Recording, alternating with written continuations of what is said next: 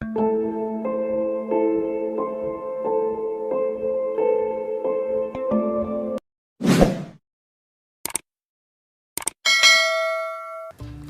kala, di sebuah perkampungan, ada seorang petani yang sederhana bersama dengan istrinya yang sangat cantik.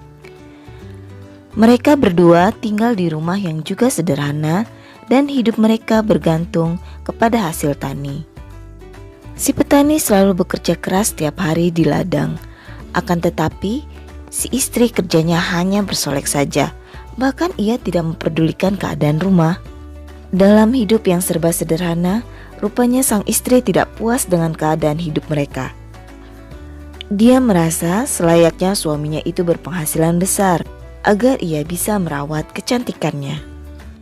Karena si petani sangat menyayangi istrinya, ia pun bekerja lebih keras untuk memenuhi tuntutan sang istri. Akan tetapi, sekeras apapun ia bekerja, tetap saja si petani itu tidak bisa memenuhi kebutuhan istrinya. Karena selain istrinya suka minta dibelikan obat-obat kecantikan yang harganya mahal, si istri juga suka minta dibelikan pakaian yang bagus-bagus dan berharga mahal juga. Si istri petani pun akhirnya jatuh sakit karena dia hanya sibuk mengurusi penampilan dan kecantikannya saja dan tidak memperhatikan kesehatannya. Hari demi hari, sakitnya makin parah saja dan pada akhirnya si istri pun meninggal dunia. Terlihat si suami sangat begitu sedih. Sepanjang hari ia terus saja menangisi istrinya yang kini sudah terbujur kaku tanpa daya. Karena ia sangat menyayanginya, si petani pun tidak mau menguburkan tubuh istri yang sangat dicintainya itu. Dan dia pun berpikir dan berniat untuk menghidupkannya kembali. Pada esok harinya, si petani malang itu menjual semua miliknya untuk membeli sebuah sampan.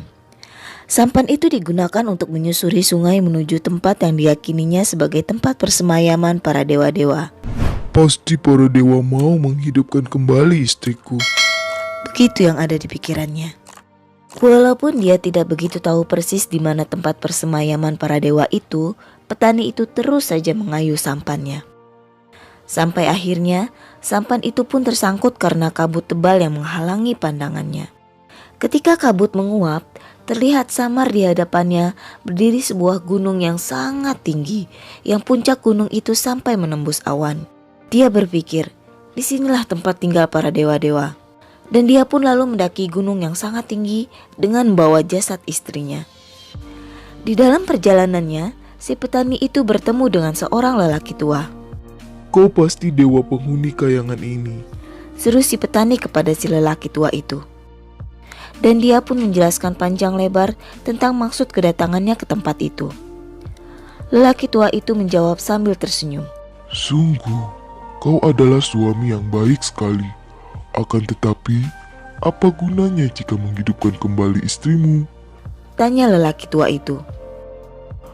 Dia sangat berarti bagiku, dan dialah yang buat aku bersemangat. Maka, tolong hidupkanlah istriku kembali. Jawab si petani dengan penuh harap. Lalu lelaki tua itu menganggukkan kepalanya dan berkata, Baiklah, kalau itu kemauanmu, akan aku turuti permintaanmu itu. Sebagai balasan atas kerja kerasmu selama ini, aku akan berimu rahasia bagaimana caranya menghidupkan kembali istrimu. Sekarang, kau tusuk ujung jarimu, lalu kau teteskan 3 tetes darahmu ke mulutnya, dan niscaya istrimu akan hidup kembali. Dan jika istrimu macam-macam, kau ingatkan dia bahwa dia hidup dari 3 tetes darahmu. Dan si petani pun langsung dengan segera melaksanakan pesan dari lelaki tua tadi. Dan ajaib, istrinya benar-benar hidup kembali. Dan tanpa berpikir panjang, si petani pun membawa pulang istrinya. Tapi sang istri tahu bahwa selain sampan yang dinaiki mereka berdua, kini si suaminya pun sudah tidak punya apa-apa lagi karena semuanya sudah ia jual. Lalu, bagaimana dan dengan apa suaminya bisa memenuhi keperluannya untuk merawat kecantikannya? Setelah lama perjalanan menyusuri sungai, lalu sampailah si petani dan istrinya di sebuah pelabuhan yang begitu ramai. Si petani pun turun dari sampannya dan pergi ke pasar untuk membeli bekal perjalanan mereka. Kebetulan, Di sebelah sampan mereka bersandar sebuah perahu yang sangat indah, milik saudagar kaya yang sedang bersinggah juga di tempat itu. Si saudagar kaya pun melihat kecantikan si istri petani tua itu. Si saudagar jatuh cinta dan membujuk perempuan cantik itu agar ikut bersamanya. Seandainya kalau kau mau ikut bersamaku, aku berjanji apapun yang kau minta akan aku berikan, kata sang saudagar. Si istri petani itu tergoda. Ia akhirnya ikut pergi dengan sang saudagar kaya itu. Sepulangnya dari pasar, si petani terkejut bukan main karena istrinya tidak ada di sampannya. Dia pun mencari istrinya ke sana kemari, akan tetapi sia-sia. Singkat cerita, setahun sudah berlalu. Si petani pun akhirnya bertemu dengan istrinya.